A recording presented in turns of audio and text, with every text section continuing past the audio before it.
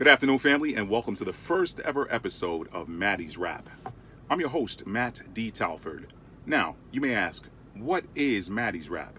Well, Maddie's Rap is quite simply where Matt is rapping about various different topics that are pretty much germane to whatever you're going to hear at a sports bar where guys are sitting around watching television when guys go out, we tend to talk about things that fall underneath the categories of sports, women, politics, though I won't be talking much about politics here, religion, money, what else? Life in general, family. These are things that we talk about when we go out. Okay, so I'll try to keep these topics around one of those, or these videos are going to be around one of those topics. Again, my name is Matt D Talford. I'll try to keep these videos short, but I'm an author. And when you're dealing with an author, it's very difficult to it's very difficult to keep things concise, especially when you're a freelance writer and you're an independent author. So, but remember, it's not about quantity as much as it is about quality. If some people pick up a book and they look at it and they're like, "Oh, this thick, I don't want to read it." But if it's a well-written book, you may read that thing all day till you get to the end of it because you want to know what happens next. By the way, shameless plug, but that is the quality. That's the hallmark of my writing. When you pick it up and you start to read it, you turn the page because you want to know what happens next. But anyway, this video isn't to promote that. This video is to introduce you to Maddie's Rap, and I'm going to kick things off right now with talking about sports. Okay, and in particular, I'm going to rap to you today about why I think that the tiebreaker in tennis favors the defensive player more than it does the offensive player. Case in point, today we watched, if you're into tennis, we watched the Wimbledon men's final where Roger Federer squared off against Novak Djokovic. Now, going into this match, I was pulling for Roger Federer. Roger Federer is one of my top 4 all-time tennis players. If I had to rank them by my how I favor them, or my favorites, number 1 all-time, hands down for me, is John McEnroe. Number 1 all-time, hands down, John McEnroe. He's a lefty serving volleyer. I watched him as a kid in the 70s and 80s, and John is my guy. I mean, and maybe it's because I'm from New York and I was a kid and watching another New Yorker play, and he had a lot of swagger and still does for his age. And John, if you're from New York, John was your guy. I mean, unless you didn't like him. But if you didn't like John, you probably didn't like yourself. Because John keeps it real 100% of the time. So you don't have to like what a person who keeps it real says or does. But if you're a real person yourself, you got to respect the realness of it. Anyway, so let me get back to that. My number 1 all-time favorite is John McEnroe, followed by Andre Agassi. And then somewhere in there between 3 and 4 is Roger Federer and Rafael Nadal. To keep it 100 with you, I tend to pull for Nadal if those two are playing each other. Why is that? Because Nadal, I see something in him that I see in myself. He's a fighter. He fights. The match is never over with Nadal. I'm not saying Roger doesn't do that, but to me, anybody can play when they're out front. How do you play when you're behind? I think it sets you apart, is what sets you apart. How do you play when the odds are against you? How do you play when you're down in the score column? Those are the things that made guys like Michael Jordan and Kobe Bryant great. Okay, how do you play when you're behind in the scoring column? So anyway, let me get back to that. So those are my top 4. Getting back to the match today, Wimbledon. Roger versus Novak. I felt like if Roger could get those sets closed out with a break, that he would beat Novak. And we saw him do that in sets 2 and 4. But what happened in sets 1 and 3 is that there were no breaks, and they went to tiebreakers. And at the start of the tiebreakers, I said to myself, this is Novak's set. My wife asked me why. She's watching it with me. She's a tennis fan too. She plays as well. We both play. We played some tournament tennis. We played league tennis, USTA Adult League. I wrote a book about it, Captain's Mate, another plug there, another commercial. The big guys do it. They interrupt your videos with commercials all the time. Why can't I do it? Captain's Mate, check it out. It's on Amazon. It's on Amazon in paperback. You can get it at my website, www.talfordarts.com. You can also get it on Kindle, and you can get it on iBooks. Now, back to the regularly scheduled programming.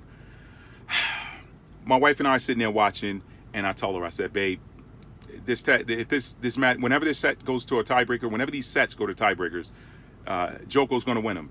She says, why? I said, because Novak Djokovic is a baseline defender.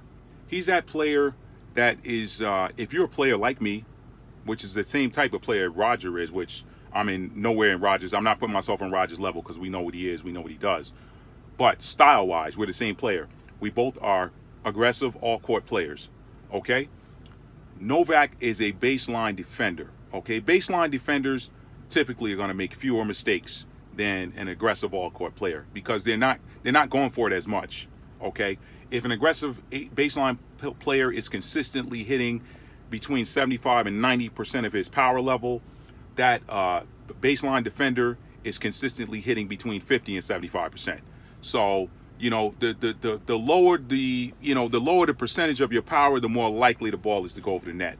Okay, but you got players out here that are happy hitting balls on the baseline. You got other players that are happy pummeling the ball and getting the point over with. Okay, now back to my point. The baseline, 9 out of 10 times, the baseline defender is going to win against an all-court aggressive all-court player. Why? I just said it. They tend to play more mistake-free tennis. They sit on the baseline.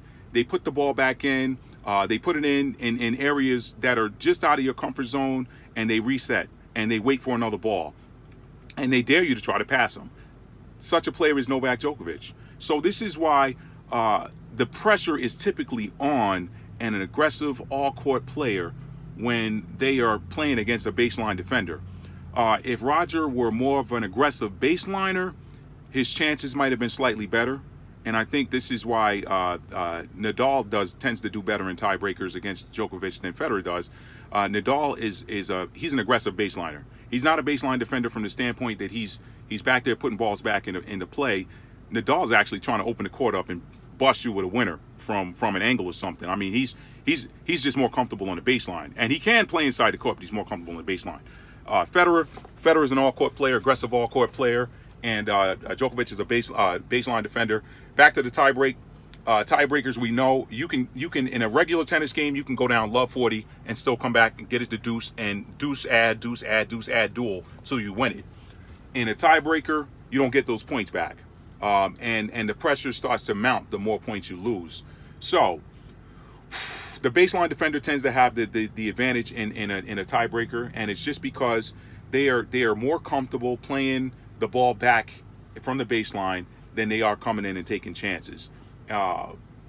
And so that puts a lot of pressure on that aggressive all-court player. And that's exactly what happened today. Roger couldn't pull out one of those. He could not pull out one single tiebreaker. Now, what do you do? You may say, well, Matt, what do you do? What do you do when you're playing against a baseline defender? Roger had an opportunity to win this match at 5-4, and I'm going to wrap this up. We're going to wrap up this Maddie's wrap. Roger had an opportunity to win it at 5-4 when he was serving for the match. What Roger should have done, in my opinion, and I was hoping for it before he came out and served the first ball. I said to my wife, I said, babe, if Roger plays serve and volley this entire game, he's going to win this. It'll probably get to 40-15, and he'll clean the house. He'll walk away with the title. We'll walk away with the hardware. Roger played. He played. I don't want to say he played conservatively, but I think he put undue pressure on himself by not putting the pressure on Novak by playing serve and volley. He should have played serve and volley. You got to say to yourself, you know what? I don't like my chance. First of all, you got to come in knowing that the odds tend to be in favor of that baseline defender if it gets to a tiebreaker. So don't let it get to a tiebreaker. You're up 5-4 in any set, be it the first set or the last set. If you got serve and volley in your game, go in there and put that pressure on that baseline defender to now get the ball past you. With Federer's strokes, he plays serve and volley up 5-4 in the fifth. There's no way he loses.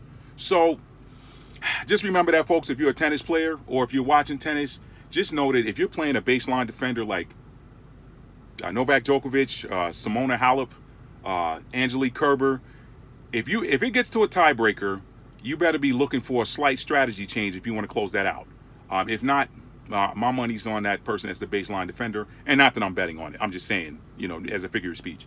But anyway, folks, that's it for Maddie's Wrap. This is a wrap. I hope you enjoyed this. We're going to be talking about some other things. In an upcoming video, I'm going to probably be breaking down some controversial topics. We'll get to that later. But for now, please like and subscribe and tell a friend about it. Until then, this is a wrap.